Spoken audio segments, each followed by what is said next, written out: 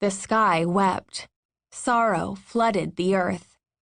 Starling opened her mouth to catch the raindrops falling through the hole in her cordon. The seed-bearer's transparent sanctuary was pitched over the bonfire like a camper's cozy tent. It sealed out the deluge, except for the small opening at the top, meant to vent the fire's smoke and admit a sample of the rain. Drops dampened Starling's tongue. They were salty. She tasted ancient uprooted trees, oceans reclaiming land. She tasted black water on coastlines, gulfs engulfed, withering wildflowers, parched highlands, everything salt-poisoned, a million rotting corpses. Eureka's tears had done this, and more. Starling smacked her lips, probing the rain for something else.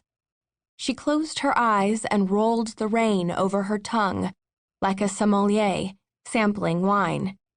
She could not yet taste Atlantean spires interrupting sky.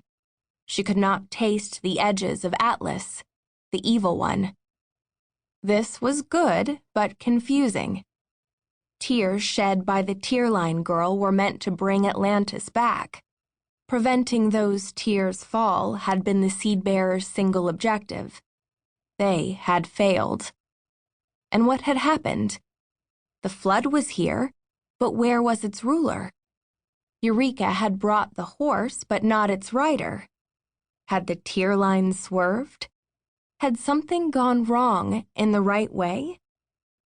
Starling hunched over the fire and studied her nautical charts. Teardrops streamed down the cordon walls and sheets, accentuating the warmth and brightness of the citronella-scented space inside. If Starling had been someone else, she might have curled up with a mug of cocoa and a novel, let the rain lull her into another world. If Starling had been someone else, old age would have killed her millennia ago.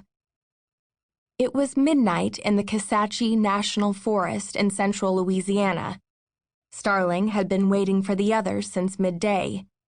She knew they would come, though they had not discussed this location.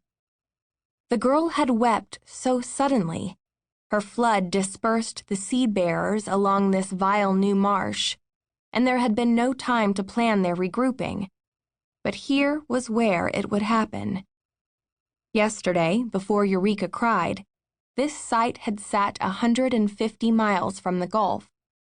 Now it was a shard of disappearing coastline. The bayou, its banks, dirt roads, dance halls, twisting live oak trees, antebellum mansions, and pickup trucks, lay entombed in a sea of selfish tears.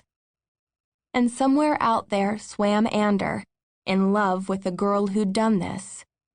Resentment brewed inside Starling when she thought of the boy's betrayal.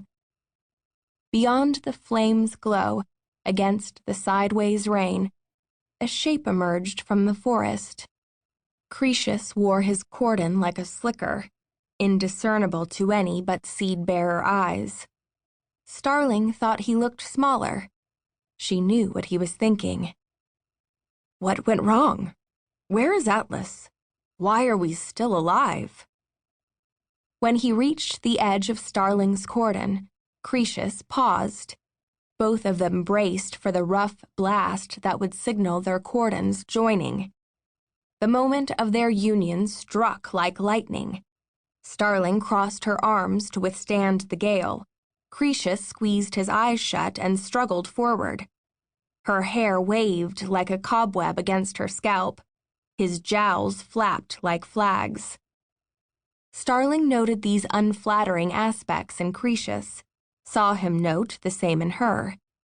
She reassured herself that seed-bearers aged only when they felt affection. Venice is no more, Starling said as Cretius warmed his hands before the fire. She had coordinated what her taste buds told her with her charts. Most of Manhattan, all of the Gulf. Wait for the others, Cretius nodded into the darkness. They are here. Cora staggered toward them from the east, Albion from the west, the storm glancing off their cordons. They approached Starling's cordon and stiffened, girding themselves for the unpleasant entry. When Starling's cordon had absorbed them, Cora looked away, and Starling knew her cousin didn't want to risk feeling nostalgic or pathetic. She didn't want to risk feeling. It was how she had lived for thousands of years, never looking or feeling older than mortal middle-aged.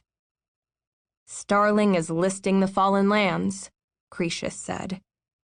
"It doesn't matter." Albion sat down. His silver hair was soaked, his neat gray suit now mud-stained and torn. "A million deaths don't matter?" Cretius asked. "Didn't you see her tears' destruction on your journey here? You have always said we were the protectors of the waking world." "What matters now is Atlas,"